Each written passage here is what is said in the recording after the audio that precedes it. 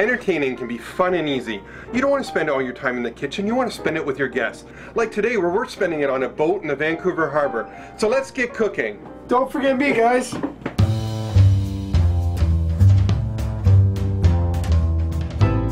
So here we are with my good friend Adam Golden, where we're going to be making 3 simple hors d'oeuvre recipes for some of your guests and my guests on the boat. That's right, ChefD. So what are we cooking? First of all, it's going to be a tuna, guacamole, and pear tortilla roll.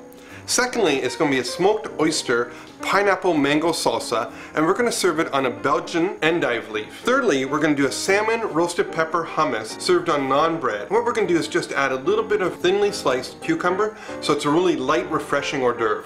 So I've opened up 2 tins of the Godzio Chunk Light tuna packed in water, and what we're going to do is just taking a pepper. Yeah, you got to show me how to cut this again because I'm all thumbs. No problem. So you want to tuck your thumb behind and let the knife do all the work. So it's nice and thin and they're really pretty. I don't know if there's no other word that I can describe it.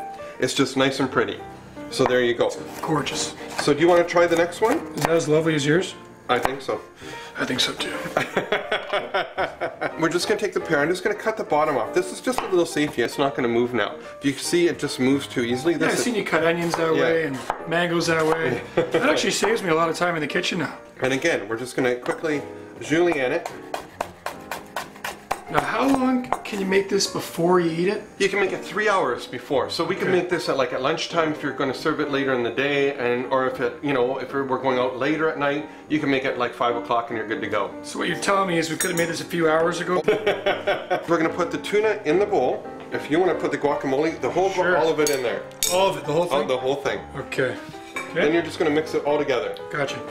And the great thing about this is that there's no mayonnaise. There's no heavy. It's light. It's refreshing. It's healthy.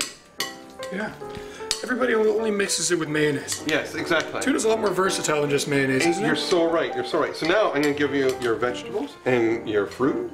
I'm not putting a lot of salt and pepper. You'll notice that in this because we got the heat from the guacamole. We got the little bit of salt from the tuna, so you don't need any more than that. No. We're trying to remove salt from our diet as Canadians, right? Exactly. You just have to be more creative to get the flavors. Exactly. So I'm just going to take the juice of 1 lime. There we go. So there's 2 different ways you can do this. I just bring the wrap over on one side, over on the other, and then tuck the corner in just like you're wrapping a present. The other thing you can do is putting it right at the edge. So then we can just roll it like so. Nice and tight. And then that way, it's more of a spiral. Yep. And what you're going to do this time is that we're going to cut the ends off. That's a piece that has nothing to it. Let's see what that looks like as a spiral. Sure. So then we're going to cut it in the middle. And there you go. See how great that looks? You got all the different colors going there. And away we go. Now we're going to put it on the plate. And we're going to refrigerate this for about a half an hour. The great thing that's going to happen is some of that guacamole, the moisture is going to go into the tortilla. With the starch from the tortilla and that moisture, it's going to seal it. It's like an envelope. So now we'll go on to our next dish. All right, ChefD, what's next? So we're going to make a smoked oyster with a pineapple, mango, and red pepper salsa. Now the great thing about this, again, is you can do all the prep work earlier in the day. So I have it all chopped up and ready to go. So now you're thinking. Okay, so can you put half of the red pepper in the bowl for me, please? Okay.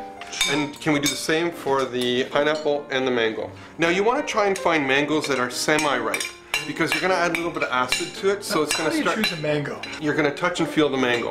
And when it starts feeling a little soft, that's perfect. With the pineapple, you just kind of want to smell it. It smells sweet. You know it's ready to go. Gotcha.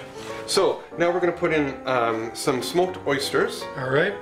Any olive oil? No olive oil, because the oysters are packed in oil, so we don't need to add any more. I'm going to chop up a little bit of cilantro. I'm not a big fan of cilantro, so we're just going to add just a little bit. So I'm just going to chop it up. Why aren't you a fan of cilantro? The thing is with cilantro is it's a big herb. It's like basil, it's like rosemary. You don't want to taste all just cilantro. You want to taste the pineapple, you want to taste the oysters, right? Yeah. So that's why I'm saying just cut it back just a little bit. You don't want to overpower. Exactly. And then finally, we're going to take our lemon. Again, just grab the juice from it. Do you just want to grate some black pepper in it? Sure. And just a touch of salt. Perfect. So the great thing about this now is we're going to mix it together. and then we're going to put it in the refrigerator. And you know there's a tendency going on here. Yeah. And then we can put it on Belgian endive leaves. Belgian and what? This is a Belgian endive. Where do you get those? You can get them at any produce store. Any major chain has them. I bought some today at the grocery store, and there's lots. Any particular reason we're using those? I'm going to show you. So we're just going to take a little bit of the salsa. Sure. And now we're going to put it in the leaf. So the great thing about this, Adam, is we don't need any utensils. So you can just take the leaf and away you go.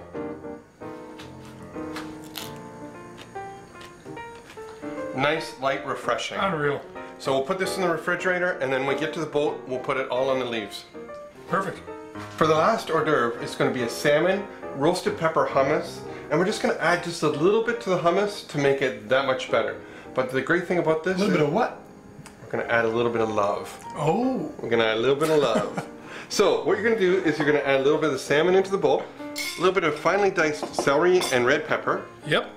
and finally the hummus. And you're going to put all that in. It's about a cup. Now again, it's one of those things where we've made the hummus the day before because you want all that flavor to come together. You just don't want it to be all garlic. We're going to spread that on our fresh cucumbers, and we're going to put that all on a naan bread. And we're going to cut it and serve it right on the boat. Sounds good. So we're going to get back into it again, and back into the cooking mode. Take a little bit of the edge off. You want a beer for that? That's later. You can't Okay, drink. I'm sorry. You can't drink and cook? No, well, I can, Come but on. you know, the producer doesn't like it. So now we're going to just place them on the plate. I'm just going to move the orange to the outside, and we're going to put the white in the middle.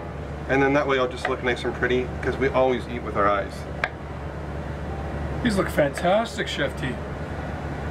And the great thing about this is that, you know, you can pull somebody aside to help you. It's not just you doing it. You know, bring in a friend, because everybody likes helping the chef cook. Absolutely.